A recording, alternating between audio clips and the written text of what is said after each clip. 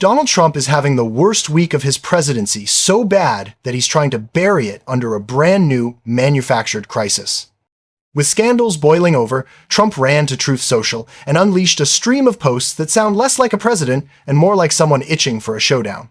He's furious that governors like J.B. Pritzker are reminding troops to follow the law because Trump has always expected blind loyalty, legal or not. Remember what they were asking. They were telling troops, follow the law. And who's responding negatively to that? The 34-time convicted felon in the White House. And so when he attacks people, it's often because he knows that what he is doing is wrong.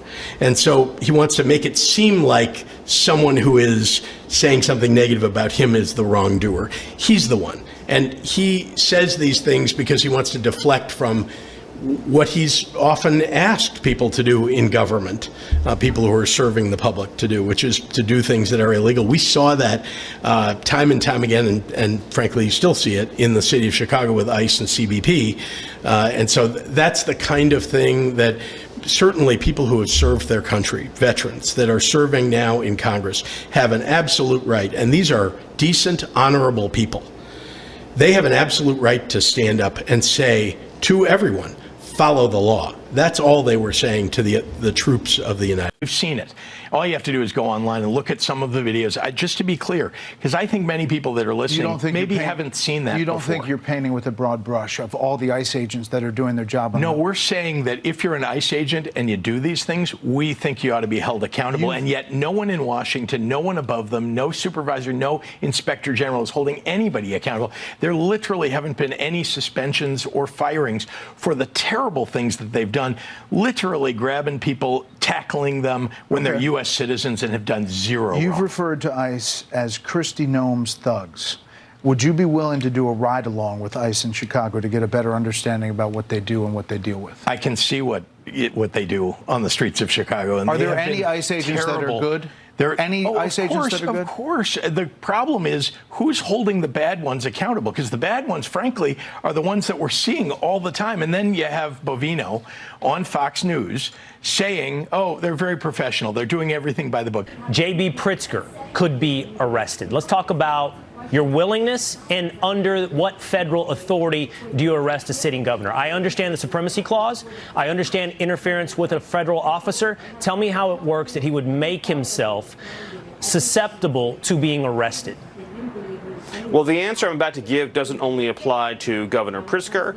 It applies to any state official, any local official, anybody who's operating in an official capacity who conspires or engages in activity that unlawfully impedes federal law enforcement conducting their duties. So if you engage in a criminal conspiracy to obstruct the enforcement of federal immigration laws or to unlawfully order your own police officers or your own officials to try to interfere with ICE officers or even to arrest ICE officers. The people who serve for the president, including all the way down to ICE agents, can be held accountable when there's a change of administration who's willing to hold them accountable when they break the law.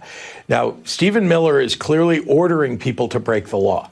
So, he should know that, yeah, it may be 3 years from now that he is held accountable, but make sure, I think it's important for them to know that whatever they do now, it's not like we're going to forget, and it's not like we don't have a record of what they're doing. They get mad when you call a thing, and I will continue to call things because I'm not crazy and I'm not blind, and I understand what it is when you tell people that there were good people on both sides. When you talk about Charlottesville, I understand when you say things like Proud Boys stand back and stand by. I understand that over 1,000 people were convicted when it came down to January 6th, and so many of them were neo-Nazis and Aryan Brotherhood and all of these various race-hating groups, these white supremacist groups, right?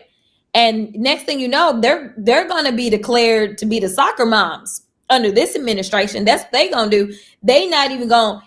Honestly, they're about to outlaw the idea of white supremacy and white hate. Like, they are about to be like, oh, that's not a thing. And Pritzker calling out ICE abuses and Trump's fear-driven immigration stunts has him spiraling. That's why Trump boosted a wild claim saying he suddenly has wartime powers to launch mass deportations and treat Chicago like enemy territory. This isn't about crime. It's about power and distraction, pretending he's a strong man while his presidency falls apart. His allies, like Stephen Miller, are even floating the idea of arresting governors who don't fall in line. But here's the truth. They can't outrun. Power changes hands, records don't disappear, and anyone ordering or carrying out illegal actions will face accountability. As Rep. Jasmine Crockett said, call it what it is. These aren't defenders of democracy. They're undermining it. So don't stay quiet. They depend on silence. They're not getting it.